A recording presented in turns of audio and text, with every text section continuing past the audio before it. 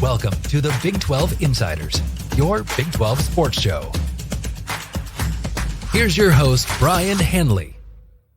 Hey, everybody, what's going on? This is your man, Big B, Brien Hanley, along with Tim Fitzgerald. This is Big 12 Insiders, basically the weekend preview. We are previewing the games that are going on this weekend. Just 5 games this weekend. You know, several teams have a bye. But, you know, Fitz, this weekend, and we've talked about it pretty much all week on Big 12 Insiders, that this kind of a weekend is, what should I call it, legitimacy weekend. Yeah. You know, where good teams are playing other good teams, and you can start to see, okay, if you win this game, yes, we get it now. You know, other good teams, you know, there hasn't been that many games within the conference where you can say that. But this weekend, they're all like that, and I like that. We've got a slate of games in this conference that are going to sort out this race a lot better. At least we'll start to see something begin to form. And it's almost like they handpicked matchups that need to take place so we can see where the conference is going to be headed in the by the time we get to the middle of the conference season. It's a fascinating slate of games, and you really couldn't book it much better than what we have in this amended slate. It's a little bit shorter than usual. There's a lot of teams off, but the games we're going to talk about are all juicy. Yeah, they all got some flavor to them, and I'm fired up about this. They do. You know, like I said, it's a lot of legitimacy going on. It's going to separate some stuff. It's going to give us a lot of answers on what's going on within this conference, which is good.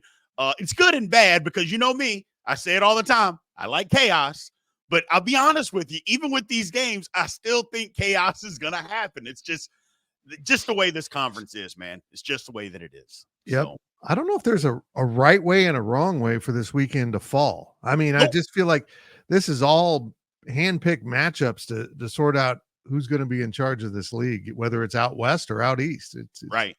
Absolutely. Delicious. Well, let's dig into this thing. Before we do, again, as always, everybody remember to continue to follow, subscribe, like, and leave those comments. We absolutely love it. And continue to hit the notification bell so that you know exactly when Big 12 Insiders content comes out, like you always have. We appreciate all the support that you guys have given us, man. So we really do appreciate it. Let's dig in here, Fitz. First things first, Friday night, late night football, Utah going on the road to Arizona State. These teams are familiar with each other. Look, last year, Utah pasted Arizona State. Just a drubbing. And I think Arizona State remembers that. They're a totally different football team this year. This is a test. You know, I'm not saying they haven't been tested before, but this is another test to see, okay, Arizona State, are you going to be a contender in this conference? The one thing I'll say, Fitz, Utah is clearly not the same team without Cam Rising. Oh, absolutely. And I know they keep everything close to the vest. Cam Rising's really hurt. Like there's something seriously wrong because this will be a month that he's been out. And initially they said, well, he had a laceration. Well, my whole thinking was that's not true because if he had a laceration, he'd have come back into the football game when he got hurt. And here we are a month later. Maybe he'll play, maybe he won't. How do you like this one?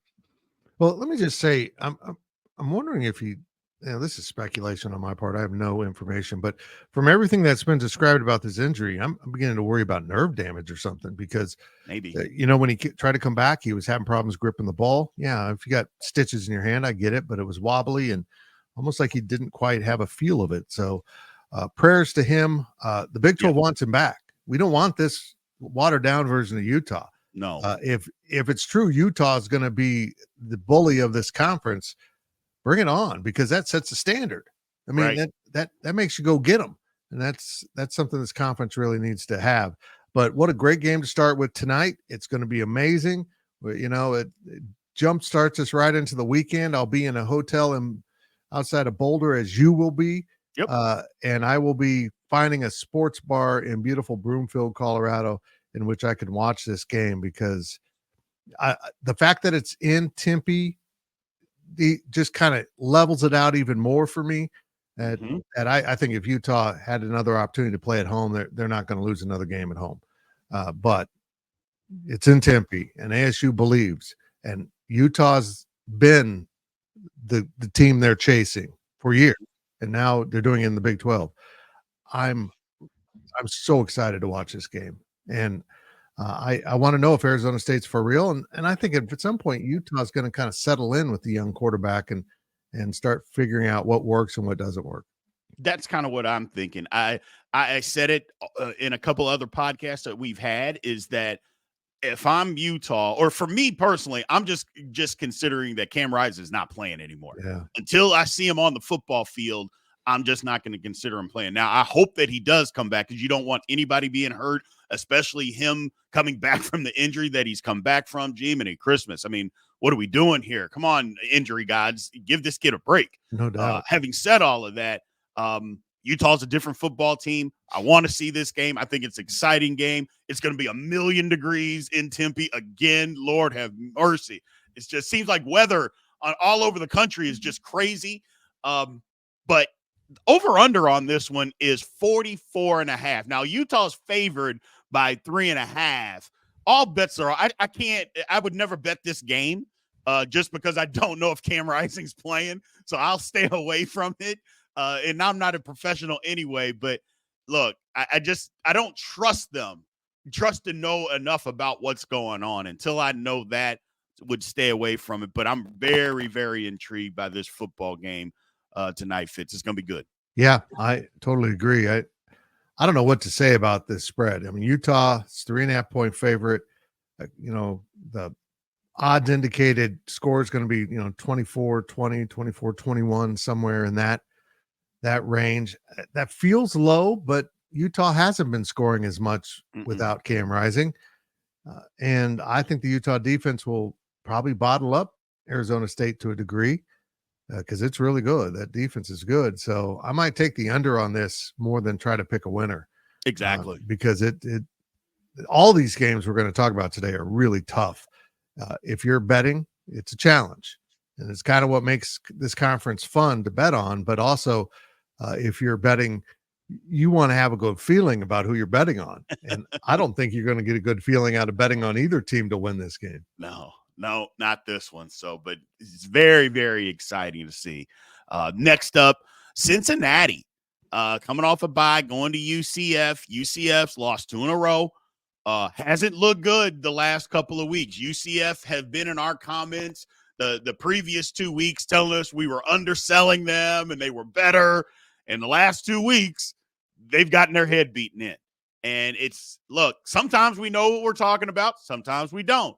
Sometimes, hey, you got to see it on the field. We hadn't seen it. UCF was pounding their chest about that come from behind victory at TCU. Turns out TCU's not very good. And we were saying TCU wasn't very good, and you got on our case. No need to apologize. We get it because we're not always right either. But come on now. But having said that, first of all, I like this game because, again, I don't think it's going to be a game of teams at the top of the conference, Fitz, but I think it's a team that push itself maybe into there, because I think they're in the middle, obviously, to maybe get to just above that next tier or that lower tier to try to get to that point, 7, 8, somewhere in that range. Cincinnati, if they can win this game, and earlier I picked Cincinnati as an upset to win this on game day, Big 12 Insiders game day. I like what they're doing offensively. I know their defense isn't very good, but neither is UCF's. So I like the game. I'm wondering what that field is going to look like after the Hurricanes have come through there, and especially this last one. So I'm interested to see what that is.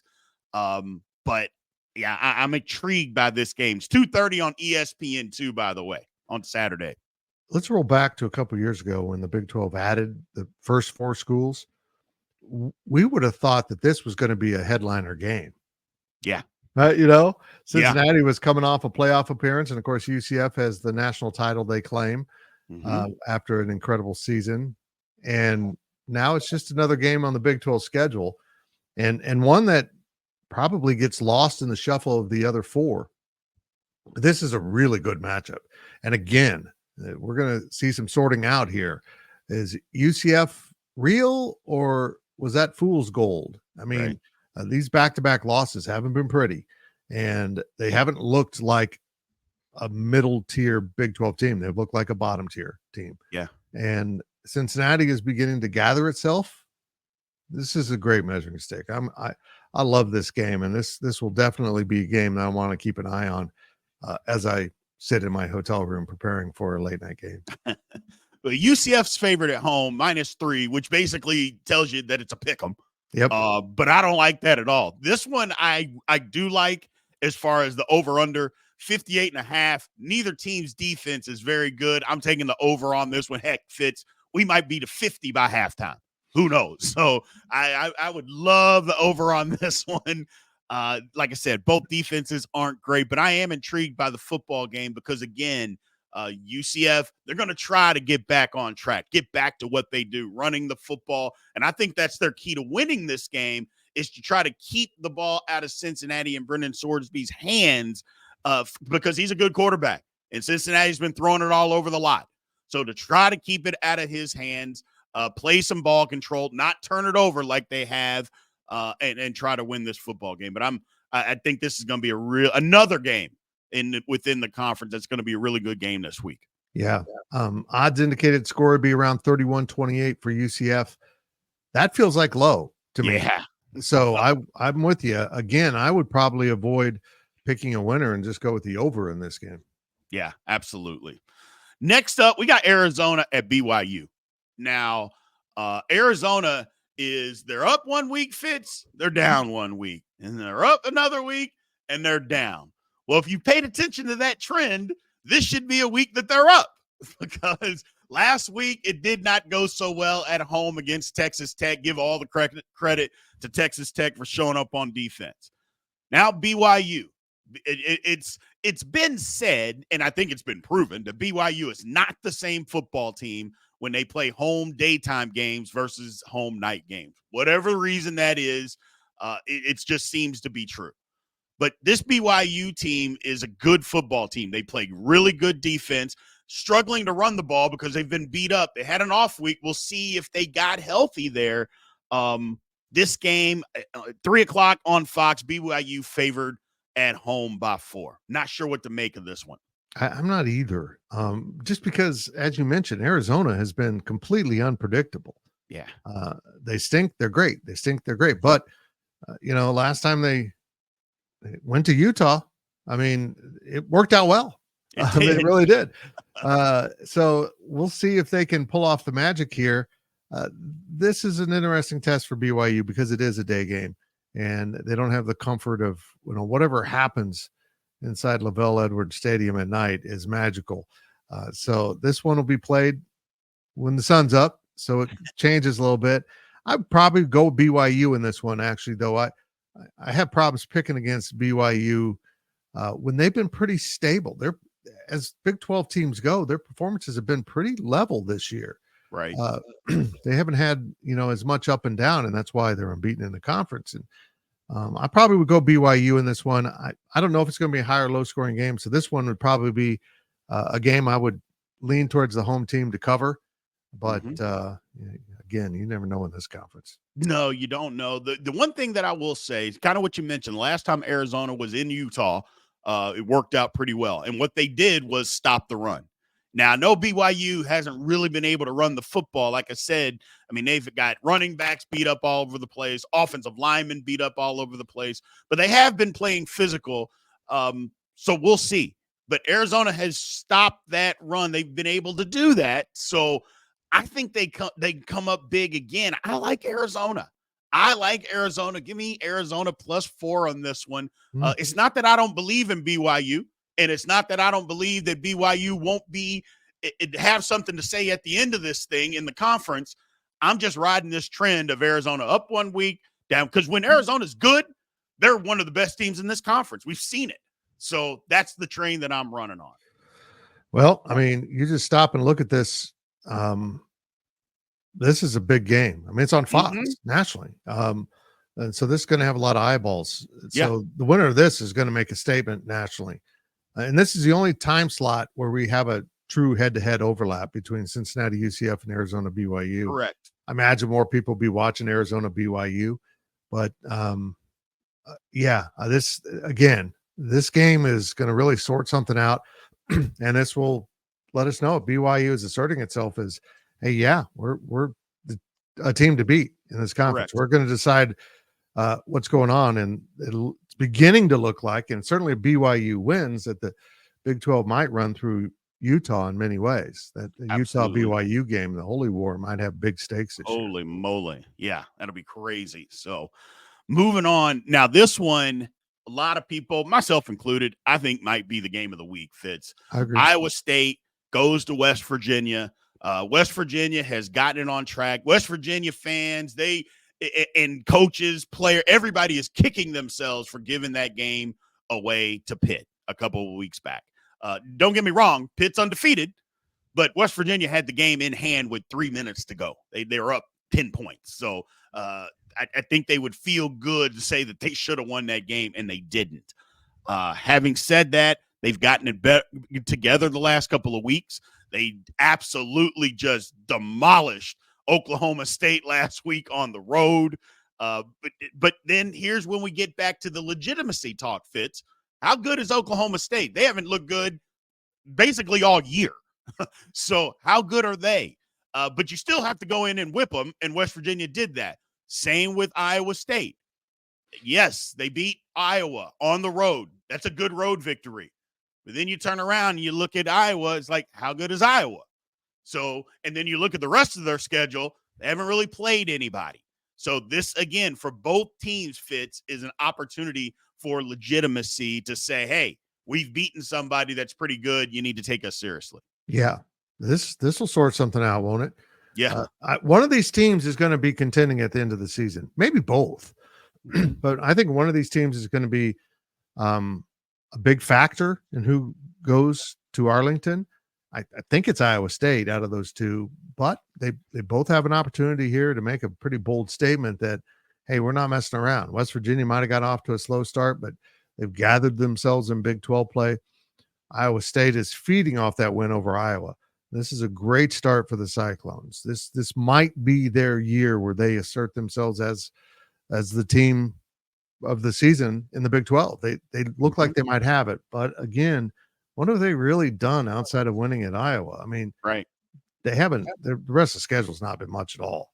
No. So this game is very intriguing, and it's sitting right there in a pretty good time slot, and we'll see how this one sorts out. Yeah, 7 p.m.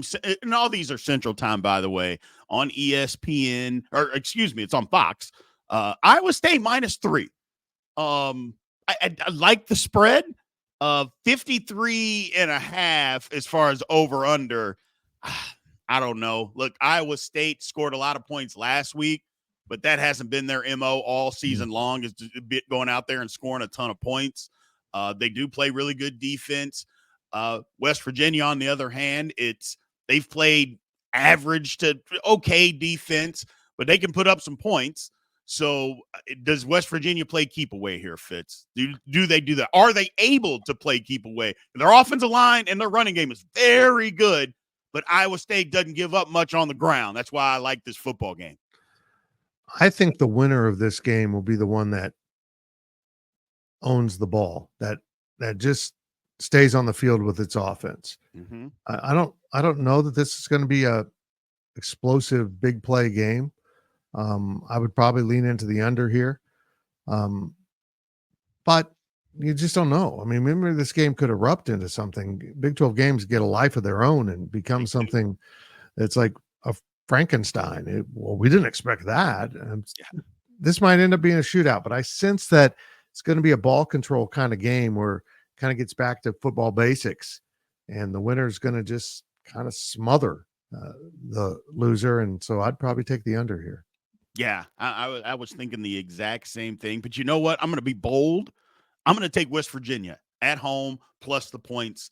I like it. I think West Virginia is going to be able to run the football. I just believe they're going to – a home field advantage means something to me. And I like West Virginia. Look, the game's later at night. We know this West Virginia crowd, just like I like chaos. Fitz, I love hostile, and it's going to be hostile in Morgantown. Can't wait to see this football game. One more thought on this game. The impact on these coaches between winning and losing is going to be interesting, and it won't be obvious at the start, but Neil Brown is back to fighting for his job. I think we recognize that. And if they head south here in the latter half of this season, it's not going to be good. Matt Campbell has an opportunity to do something at Iowa State that hasn't been done, which is double-digit victories. And this team's certainly capable of doing it. But if you want to do that, you got to win games just like this. Yes. So we're seeing a game here that might really form how we think of the coaches as much as anything. Yes, absolutely. And it's weird to think that Neil Brown would be back fighting for his job after what they did last year. But you give away a game at Pitt, you get beat against Penn State, which is understandable, but you give this game away at Pitt that you had, and now you lose another one early in the conference season, it becomes difficult. But you're 100% right as far as that assessment. We'll see what happens on Saturday. Really looking forward to it. Then the last game of the slate, Kansas State goes to Colorado. Look, this game is at 9:15 on ESPN. There is no chance that game is going to start at 9:15 just because college football during the day. This game won't kick off till probably 9:40, 9:45. That's just the way that it's going to work. Why do you put that energy on me? Why? Here's the thing though, Fitz. Where do we get a nap? Like you start looking at this, like where do we get a nap watching these football games? We don't. It's like we got to stay up real late on Friday night and just sleep in until the next morning for these football games because, man, it's going to be late. But other than that, again, on ESPN, Kansas State favored 3.5. That line has come down. It started off at 6.5. Then 5.5, 4.5. Now we're at 3.5. I think this, again, it's going to be right up there with one of the best games of the weekend. And I think it means a lot to both teams. Again, back to the legitimacy thing. I'm going to keep saying that because it's the truth. I get Kansas State has a win over Arizona, and Arizona is a good football team. But Kansas State has proven nothing on the road. Absolutely nothing. And Colorado, on the other hand, big win at UCF, but then it's like, well, how good is UCF? But if you beat Kansas State, I'm not going to look. I'm telling you right now, Colorado fans, I'm not going to let anybody tell you that Kansas State is not a good football team. I'm just not going to let that happen, Fitz. I agree. I mean, if you're Kansas State, you've been pretty awful on the road. Maybe the second half of Tulane was okay, but you barely won that game. And then everything just went wrong at BYU. I saw a creator claim that BYU completely controlled the line of scrimmage and pushed K-State around. That's not at all what happened in that game. K-State had a lot more yardage, and they just had a few turnovers and some just freaky things happen in that game that I've honestly never expected to see, let alone all in one game. So, K-State's got something to prove to itself more than anything. And I think Colorado correctly sees this as an opportunity to make a national statement, which is a compliment towards Kansas State. That hey, this isn't flukish. That wasn't just because UCF is not beating anyone this season and kind of run up numbers on bad opponents. This is because we're a pretty good team. Because K-State has shown an ability to play at a high level. They did last time out against Oklahoma State. Again, how good's Oklahoma State? Right. And this. The theme is sorting it out, and this one will sort something out here. This is an opportunity for Colorado to really step to the forefront and say, now we're going to contend for the conference, not Kansas State. Because if you're Kansas State, you already got that one road loss, and you got to go on the road next week to West Virginia, who might be desperate or might be rolling after beating or losing to Iowa State. You got to take care of this if you're Kansas State and fix whatever ails you on the road. You're Colorado. Just got to go do your thing, man. You got to protect Shedeur and let him operate. And if you give him enough time, he's going to take that secondary apart for Kansas State. We'll see how it all pans out. This is one of those games where there's like clear ways that one team wants to win versus another team. Like it's the lines aren't blurred here. If Colorado's able to protect Shedeur Sanders, they'll be able to throw the football, which I believe they're going to try to do. I know they've been running the football a lot lately, but I think they just do that to keep you honest. They're not trying to gain a ton of yards. They're just trying to keep you honest so you can't just constantly pin your ears back on defense. But I will say it's been effective the last few weeks. Yep. You know, hey, what are you going to say? It's been working. But if they can protect, they're going to be able to throw it. And in Kansas State, you got to get after them. And if you get after them and you get them on the ground, you have a chance to win there. And that's where the difference is going to be. Look, the over-under, I don't like the spread here, 3.5. I don't trust it. I just don't trust either team with that. Nope. But the over-under, 56.5, I'm going over. This game is going over. I think both teams are going to be able to put up points. I think K-State's going to be able to run the football, even though Colorado's been better against the run. I get it, but they haven't faced a team like Kansas State on how they run it, their formations, their packages as far as what they do. They're also going to have something special with both Dylan Edwards and DJ Giddens in the backfield. Colorado plays a ton of man coverage. And they're going to test those linebackers and say, you want to play man coverage, you better cover these guys out of the backfield. Let's see what happens. Maybe they'll be able to, maybe they won't. I just like the high-scoring game. It's going to be fun. It's going to be fun. I think a high-scoring game flips the advantage to Colorado. I feel like K-State wants to get that running game going, control the ball, stop Shedeur Sanders by not letting him play. So I think if K-State's in control of this game, it's going to go hit the under. So what I'm saying is I don't like the line because it has moved a lot. But if you're a K-Stater, it's now giving you a little more comfort. I think if you're going to bet the over, you bet Colorado to cover. And if you bet the under, you're picking K-State to cover its points. I think those go together. If K-State can run the ball and slow down Colorado's offense, then we're going to see a really kind of methodical game. But I tend to believe this is going to devolve into a shootout. Yeah. Someone's going to start making big plays, and then this game will get a life of its own. And K-State, let's be blunt, will hang on for dear life to try to equal the firepower of this Colorado offense. Absolutely. Can't wait for the game, though. I'll be out there. My wife wanted to go. I think it's going to be an incredible atmosphere. I really do. It's going to be an incredible atmosphere, just like a lot of these games, Fitz. You know, there's going to be, look, even Tempe. I shouldn't say even Tempe. Tempe, it's going to be a sold-out crowd. It's going to be 1,000,000 degrees. This is the biggest game that Arizona State's had there in a while. UCF, look, what the fans and probably a lot of people in the Orlando area, just that whole area has gone through over the last 3 weeks, they're going to come out and support this football team. They are. They're going to come out.